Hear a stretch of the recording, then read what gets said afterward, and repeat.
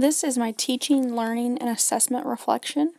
The first technology project was having a second grade classroom research a zoologist and what they do. They then Skyped with a zoologist who lived in the United Kingdom, so students could take the learning that they had already done and make it come to life. This also allowed them to go outside of the United States to see what jobs are like on the other side of the world.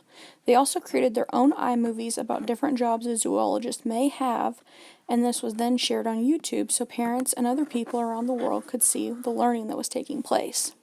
This falls under Standard C of Teaching, Learning, and Assessments. Coach teachers in and model engagement of students in local and global interdisciplinary units in which technology helps students assume professional roles, research real-world problems, collaborate with others, and produce products that are meaningful and useful to a wide audience. My second project, Fake Book Lesson, was introduced to my students to make history come to life. My students started out doing research over early explorers, and then they had to take all of that information and put it into a Facebook format. So they have to have the basic information along with who their explorer might know. They also had to use their imaginations to come up with posts for the wall with things that were going on during that time period.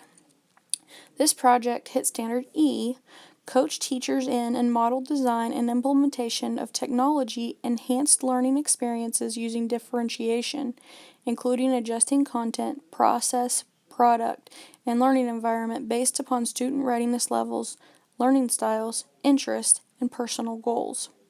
With this project, I was able to take some of the lessons, and some of my students needed more posts, some of my students only needed a couple posts, so depending on what they needed, I could change my lesson up for each individual student.